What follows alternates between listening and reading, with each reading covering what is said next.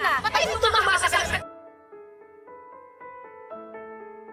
Aking tala sa gabing madilim, ikaw ang bawat sana sa lahat ng hiling, sa hirap man o sa saya Ay, grabe talaga nangyayari ngayon sa abot kamay na pangarap na kung saan pinakita na nga ang episode para bukas. O ito nga yung teaser. Yes guys, pinakita na nga dito si Lynette. And yes guys, ito nga si Lynette is mukhang nakalaya na siya dun sa pagkaka-hostage sa kanila. Kasama nga din nga dito halos lahat is makalaya na, no, kasi nga dumating na nga yung mga polis o yung mga SWAT. Nakapasok na nga ito doon sa kulungan at yung ibang mga hostage taker is nahuli na, pero hindi pa lahat. Ngunit dito nga sa paglabas ni Lynette is hinahanap nga niya ang kanyang mga kasamahan, si Chang Susan, si Josa, kahit nga ito nga ang si Carlos na asawa niya. Yes guys,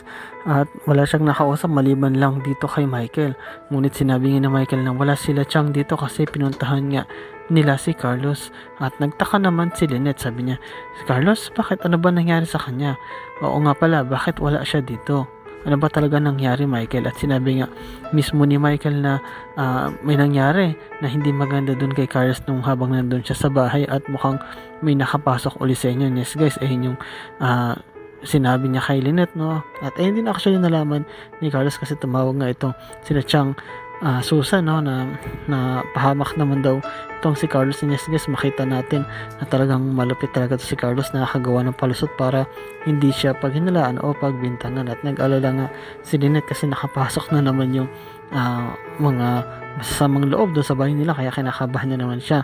Ngunit ang totoo is, ito palang si Carlos ay may ginawang kalokohan. Yes guys, na nakipag-talik nga siya dito sa una niyang asawa na ito nga si Irene, no? At pagkatapos na nag-away sila kasi sasabihin na ni Irene yung totoo. Ngunit dito sa pagkakataon na ito ay dahil sa pag-away nila na sobrahan, no, nakalmot ni Irene ito nga si Carlos at tinulak naman ng malakas nito ni Carlos ito nga si Irene hanggang sa nawalan ng malay. Actually halos dugo ni ulo at halos patay na ito. Yes guys, nakagawa na ito ng paraan para makalusot. Kaya pagdating nila Diyosa doon at ni Chang Susan is isip nila na may nakapasok na masamang loob, ngunit wala naman talaga. Yan, dito nga guys, no, makita natin na ito nga si Moira. Yes guys, no, makita natin is maraming mga pulis o SWAT na nakatutok sa kanya at binabantayan siya. Yes guys, hindi dahil sa gagawin siya ng masama, kundi gusto nga, kung maalala ninyo last episode, gustong tumakas nito ni Moira. Ngunit naisip niya yung anak niya na ito nga si Zoe at isip niya na lalabas na lang siya at humingi ng tulong. At paglabas nga niya, nagulat siya kasi may mga SWAT doon at talagang pinahinto siya. Sabi sa kanya, taas ng kamay at huminto ka at lumuhod. Yes guys, ayun yung ginawa ni Moira, kaya nga lumuhod ito at tinanong siya sa kapupunta. Ngunit sinabi nga nito ni Moira na hingi ako ng tulong. Yes guys, nung sinabi niya yun, nakapalusot agad si Moira na, pero ang ginawa nga niya is tinuro niya kung saan yung daan para makapasok tong police. Yes guys, para nga mahuli na rin o kumbaga mautakan tong mga hostage taker. At dito nga ay ginawa talaga ng mga police at ng mga SWAT at sinama rin actually ito nga si Moira sa loob. At kaya nga ayun yung dahilan kung bakit napalaya yung mga hostage taker, no? Halos lahat ng mga na-hostage is nakataka. Sinanap nga siya actually dito nga ni Zoe, ng anak ni Moira, no? Sabi niya, Warden, nakita niyo po ba si Moira, yung mami ko? At sinabi naman ni Warden na oo, nakita namin siya. At actually malaki ang utang namin sa kanya, o yung utang na loob, kasi nga dahil sa kanya siya nagturo sa mga pulis kung paano makapasok sa kulungan at paano matigil ang hostage taking. Yes guys, nabalita nga ito sa lahat, no? Kahit sa mga nakakulong o sa selda mismo ni Moira, no? Nagulat ang lahat, kahit to si Pastora, no? Sabi niya, may tumulong, sino kaya yon? At sinabi nga ng mga tao, oo, merong isang nagsumbong at tumulong sa pulis para makapasok sila at makawala tayo sa pagkaka-hostage. And then sabi nila is, actually masaya nga sila, sabi nga nila kung sino man yon maraming salamat sa kanya at malaking tulong yun. Kaya nga laya tayo uli. O actually, nandito pa rin sa kulungan pero at least hindi na tayo nasa hostage. And then yes guys, sabi nga nito ni Pastora na oo, salamat talaga sa kanya, ngunit yari siya kay Madam Lotus dahil sa ginawa niya is hindi natuloy yung pag-hostage sa lahat, hindi natuloy yung gusto niya. Yes guys, natatakot sila no kung sino man yung gumawa nun at di nila alam na nandyan lang pala sa tabi nila ang gumawa. Ito nga ay si Moira na kung saan tumatahimik lang ito no at talagang nakikinig lang sa usapan. Kumbaga hindi siya sumasawsaw kasi nga nisip niya na parang hindi naman talaga siya humingi ng tulong. Gusto niya talaga lang na tumakas, ngunit bago man mahuli yun, naisip niya rin na humingi ng tulong kasi naisip niya yung anak niyang si Zoe na paano kung iwan ko yon. Pag iniwan ko yon, siguradong baka hindi ko na siya makita pa, baka patay na siya pagbalik ko. Ngunit pumasok pa rin yung kanyang pag-iisip na bilang ina na sabi niya, sige, aalis na ako at para makahingi ng tulong. Yes, kasi paglabas nga niya, sakto may mga pulis doon, no? May mga SWAT, although tila sa una is pinagbintangan siya na baka kasabot, no? Ngunit sinabi niya na hindi. Bilang kapalit is tinuro niya sa mga pulis kung ano yung gagawin nila, kung saan sila papasok ng hindi alam na mga hostage taker para mahuli na, o pag nakapasok na yung mga pulis, sila na yung bahala mag-control at maghuli nga dito sa hostage taking na nangyayari na talagang stress ng lahat.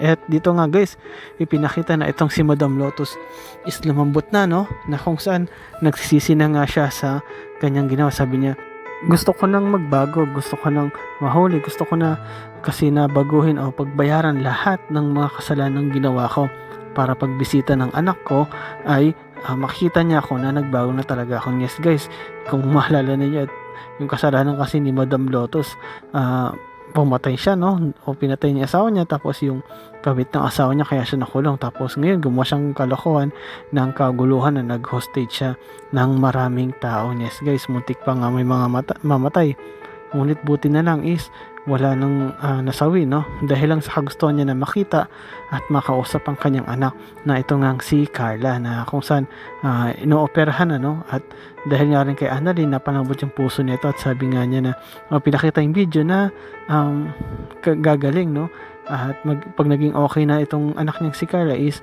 pupunta sa kulungan para bisitahin siya, kaya naisip niya na tama nga si Doktora Annalyn at kaya nga nagsisi na siya. Ngunit hindi lahat pala ay panig sa gusto niya. May dalawa dong kasamahan niya na sinabi na, ano ba yun madam?